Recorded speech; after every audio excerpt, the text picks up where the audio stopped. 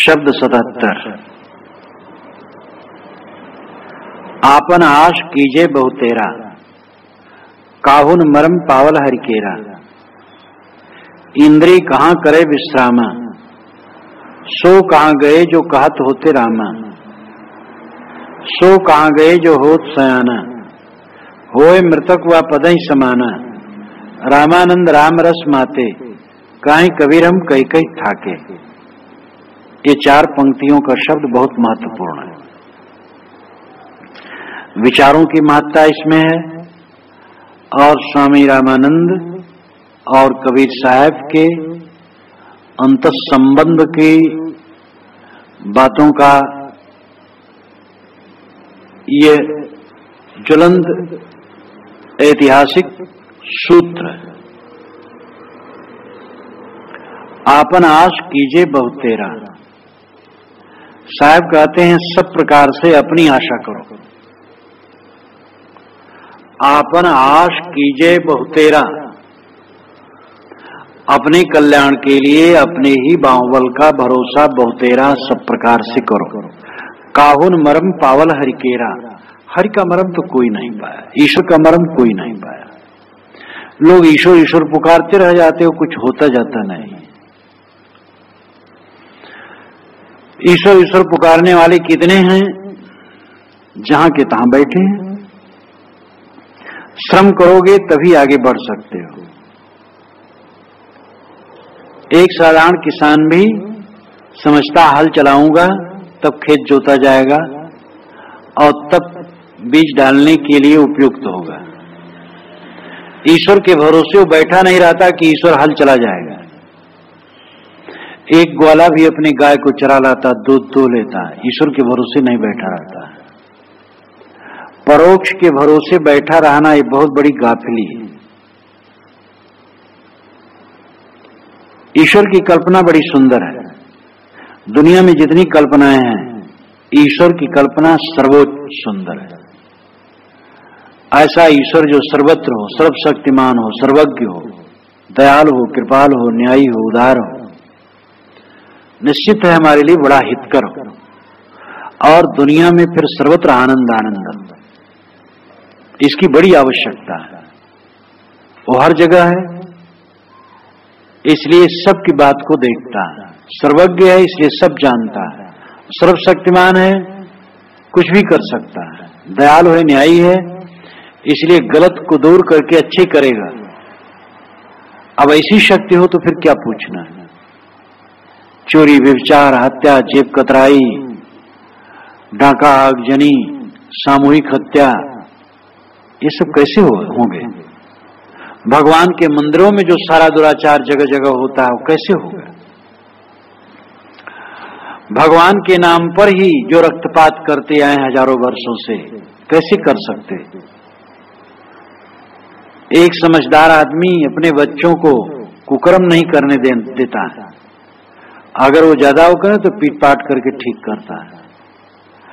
आदमी तो ऐसा भी हो सकता है वो असमर्थ है, लड़की जवान हो गई, वो असमर्थ है पिता, लेकिन ईश्वर सर्वसमर्थ है, उसके सामने तो किसी को नहीं चल सकता है। तो ऐसा ईश्वर बहुत काम का है और इसीलिए ईश्वर की कल्पना की गई। दुर्भाग्य है कि ऐसा कुछ घटता नहीं संसार में। ऐसा घट जाए तो आज ही संसार आनंदमय हो जाए। इसलिए साधक को चाहिए कि इस भूल भुलैया में अपने आप को डुबाए न रखे। सोमनाथ का मंदिर लूटा गया, ईश्वर टुकुट टुकुट ताकता रह गया, कुछ नहीं कर पाया। शिव जी की तीसरे नेत्र खुलने से प्रलय होता है और शिव जी का मंदिर तोड़ा गया, शिवलिंगी तोड़ी गई। विश्वेश्वर नाथ मंदिर काशी में तोड़ा गया और अनेक मंदिर तोड़े गए। औरंगजेब ने बहुत तोड़वाया। कुछ मुसलमान रजवाड़ी क्रूरता पूर्वक ऐसा काम किए, सब नहीं किए। और मुसलमान ही क्या, मुसलमान शिया सुन्नी एक दूसरे को कत्ल करते हैं। ईश्वर बैठा रहता, कुछ नहीं कहता। ईसाइयों में गृह युद्ध हुआ अमेरिका में, ईसा का नाम लेकर के दोनों फरीक के लोग तलवार उठाते थे सुबह। और ईश्वर का नाम लेकर। ईश्वर के नाम पर दुनिया में जितने अत्याचार हुए हैं, धन जमीन स्त्री को लेकर के जितने रक्त गिरे हैं संसार में, धर्म और ईश्वर के नाम पर भी उतने से कम नहीं गिरे। अब आज पर्यंत ईश्वर मौन रहा, ये दुर्भाग्यपूर्ण है। हमारा पाप का घड़ा जब भरेगा तब भगवान अवतार लेगा, सुधार देगा। ये सब कायरता छोड़ो। सामाजिक सुधार आपको करना है, आत्मिक सुधार आपको करना, कोई भगवान सुधार नहीं देगा। और भगवानों का भगवान इंसान है। गुह्यम ब्रह्म तदिदम ब्रवीम नहीं मांसा श्रेष्ठतरम किंचित। महाभारत में कहा गया, मैं एक गोपनीय बात बताता हूं, मनुष्य बढ़कर के कुछ नहीं।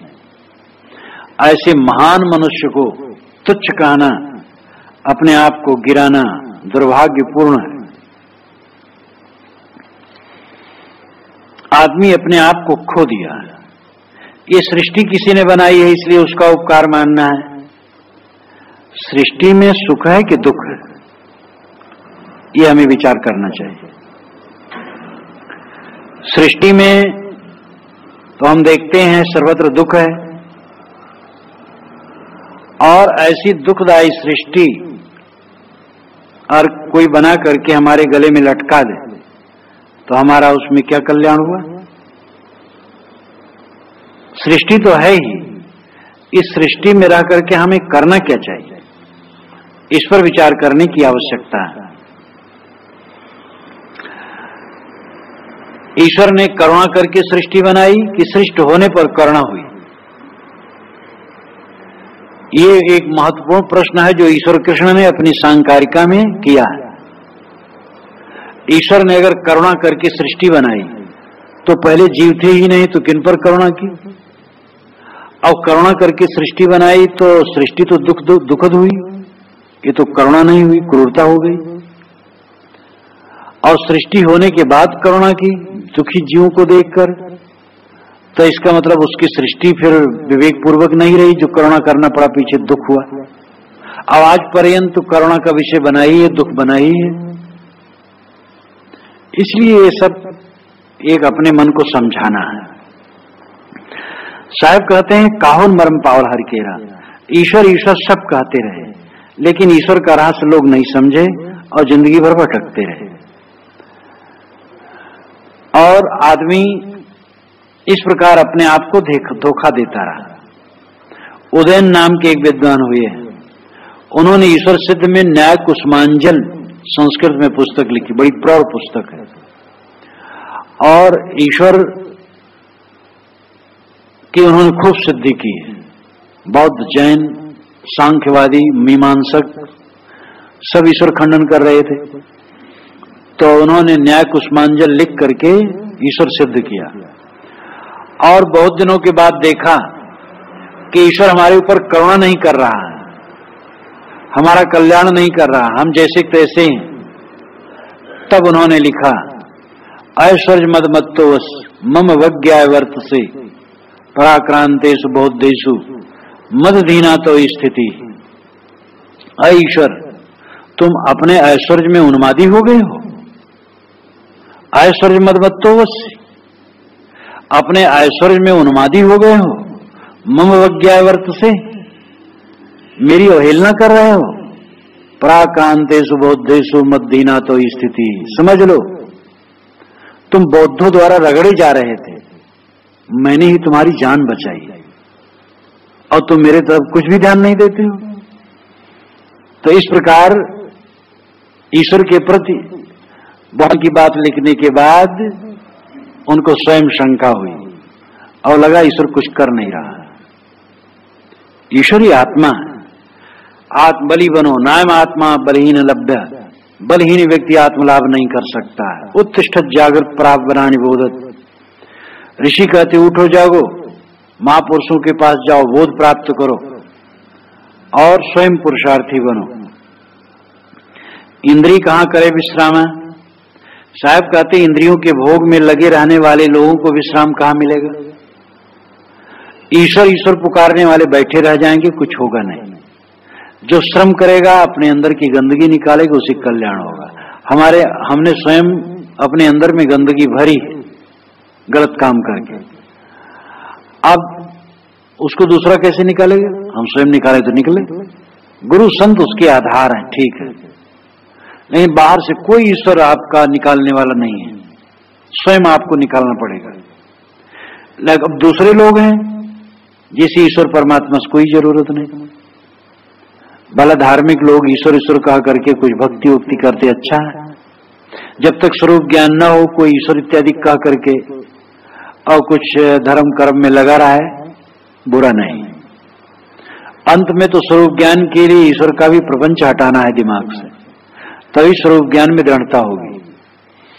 लेकिन पहले किसी को आत्मज्ञान नहीं मिला है, कोई सच्चे गुरु नहीं मिले हैं, तो ईश्वराद की कल्पना करके और कुछ भजन भक्ति करता है, कोई बुरा नहीं। लेकिन जो कुछ भी नहीं समझ पाते हैं, केवल इंद्रियों के भोग में डूबे हैं, साहब कहते हैं उनको विश्राम कहाँ मिलेगा? इंद्री कहाँ करे विश्रामा? इंद्री का मतलब इंद्री परायण व्यक्ति, इंद्री परायण व्यक्ति को कहाँ विश्राम मिल सकता है? भोग से इच्छा, इच्छा से भोग, ये घन चक्कर कभी मिट नहीं सकता। जो लोग समझते हैं हम भोगों को भोग लें तो इच्छा दौड़ेगी नहीं, कितने कमजोर मन के साधक के मन में भी भ्रम होता है कि मन में बारंबार भोग की भावना उठती है और मन परेशान होता है। भोग लेते तो संतोष हो जाता है, लेकिन उनको समझना चाहिए भोगने वाले का चित्त और असंतुष्ट होता है और इच्छा बढ़ती है। तंबाकू खाने वाला बारंबार तंबाकू खाना चाहता है, पान बीड़ी सिगरेट शराब वाले बारंबार उसको चाहते हैं, जो नहीं खाता पीता है सब समय के लिए विश्राम है। तो भोग से इच्छा बुझती नहीं है, भोग से इच्छा बढ़ती है। आग में घी डालने से आग बढ़ती है। इसलिए ये भ्रम बिल्कुल मिटा देना चाहिए कि भोग कर लेंगे तो संतोष हो जाएगा, तत्काल संतोष लगेगा, लेकिन इच्छा प्रबल हो जाएगी। इसलिए भोगों का त्याग सुख का रास्ता है। सो कहां गए जो सो कहां गए जो कहत होते रामा? साहब कहते हुए कहां गए? उनकी स्थिति कहां हुई जो कहते थे हमें राम तार देंगे? यह राम से अभिप्राय केवल राम से नहीं, ईश्वर से। अपने अपने मत के अनुसार लोग यही कहते हैं ईश्वर हमें तार देगा, ईश्वर प्रभु हमारा आधार है। साहब कहते ऐसे लोग कहां गए, कहां स्थिति हुई? कहते रह गए और जहां के तहां बने रह गए। चरित्र ही हमारा ईश्वर होना चाहिए।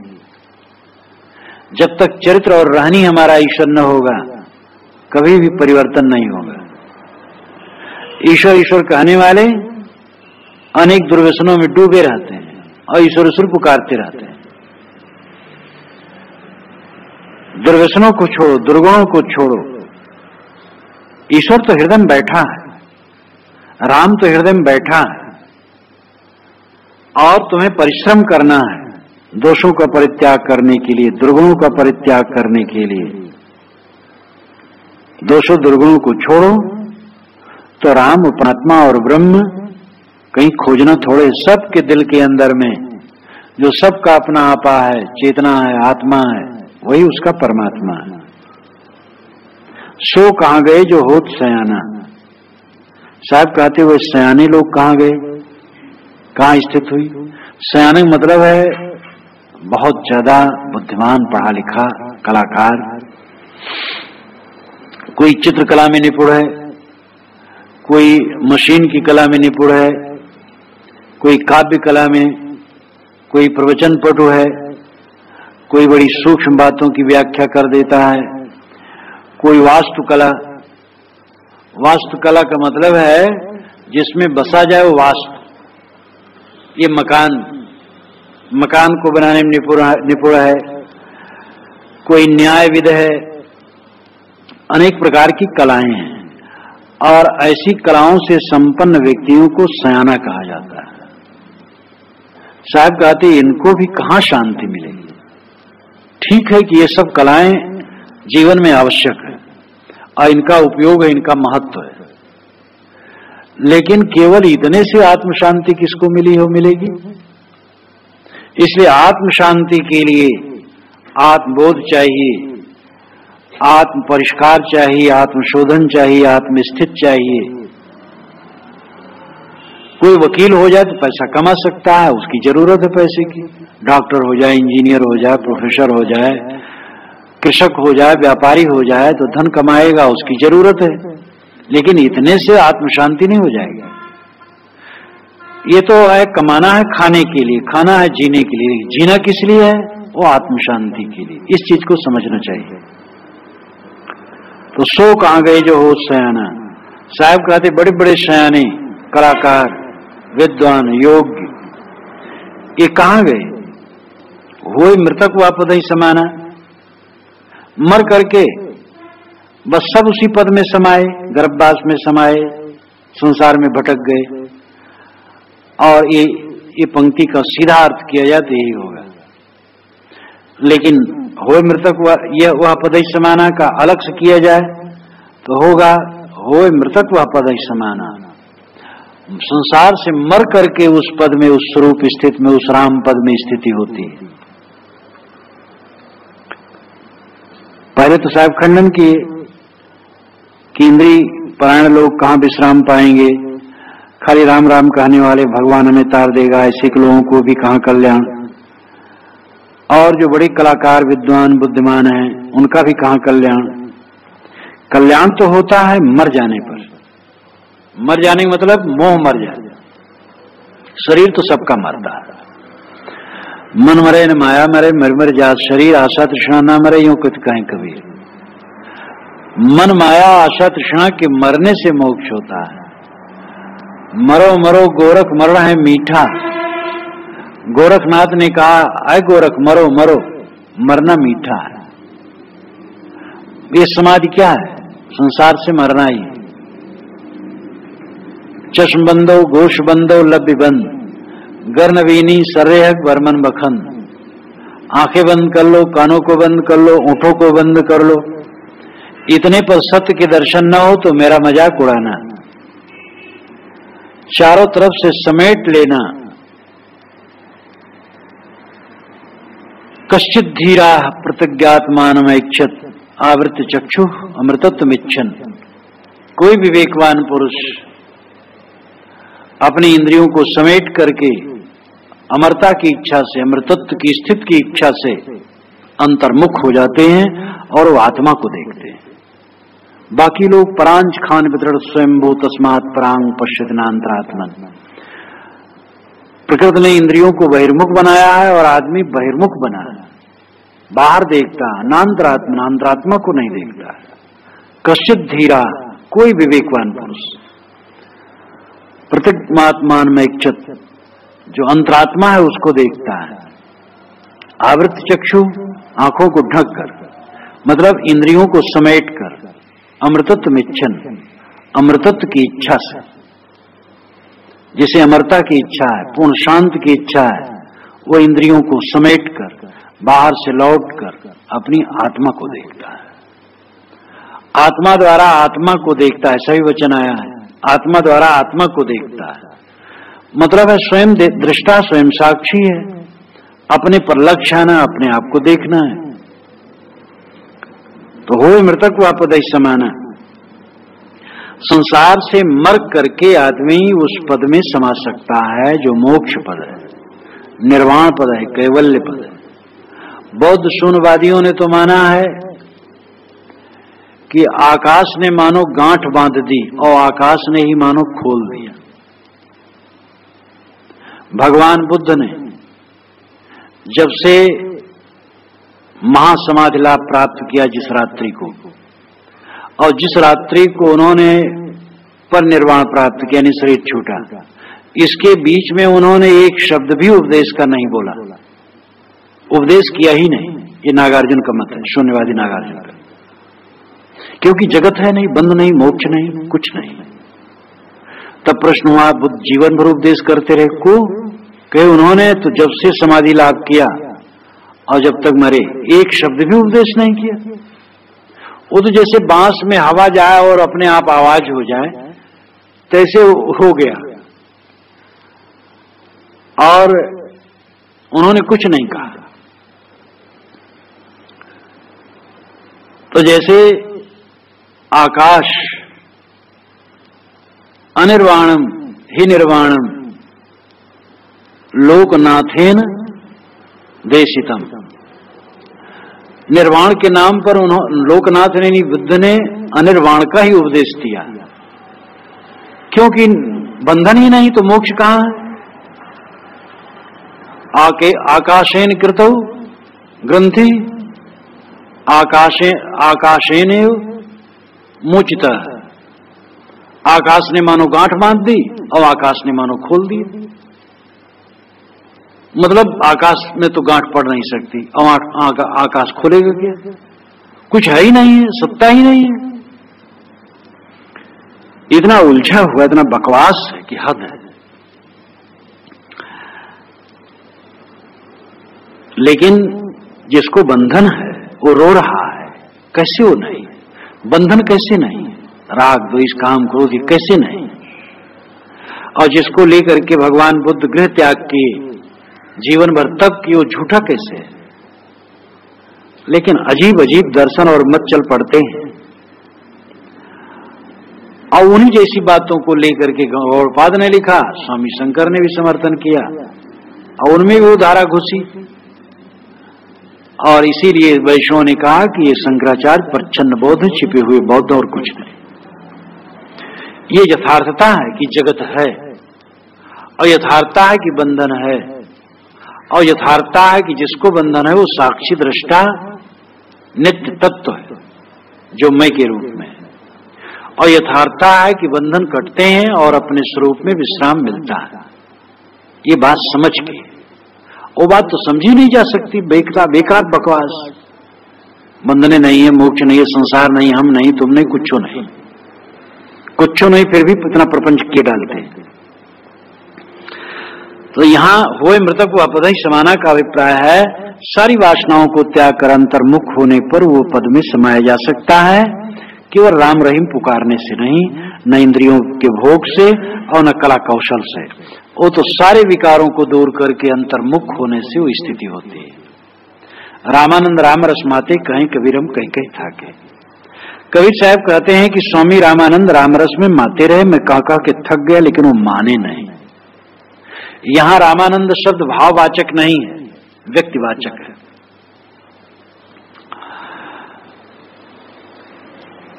रामानंद स्वामी व्यक्ति जो थे,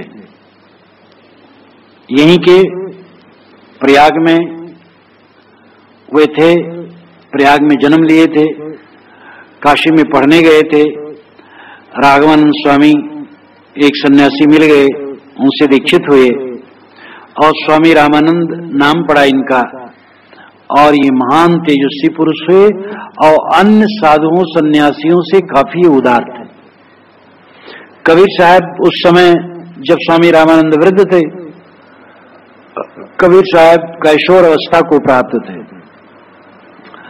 तो उन्होंने स्वामी रामानंद के पास जा करके सीखा समझा।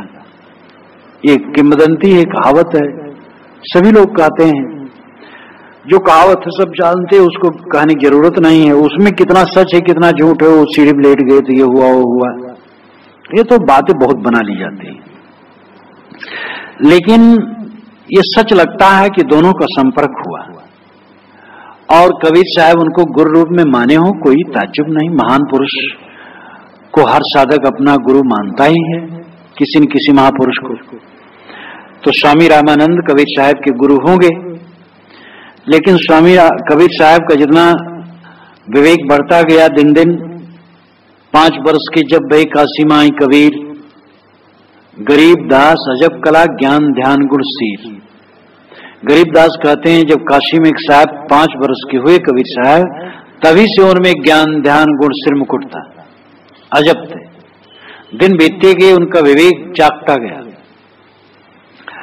और स्वामी रामानंद को भी वो टोकने लगे, मानो नहीं हम स्वामी रामानंद जो मानते थे।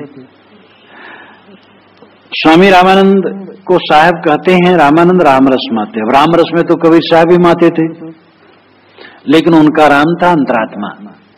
स्वामी रामानंद साहब परोक्ष राम में कल्पना में लगे रहे हों, या अवतारी राम में। इसलिए साहब कहते स्वामी रामानंद परोक्ष राम में, अवतारी राम में, अवतार राम में माते। और मैं कह के थक गया, लेकिन वो समझे नहीं।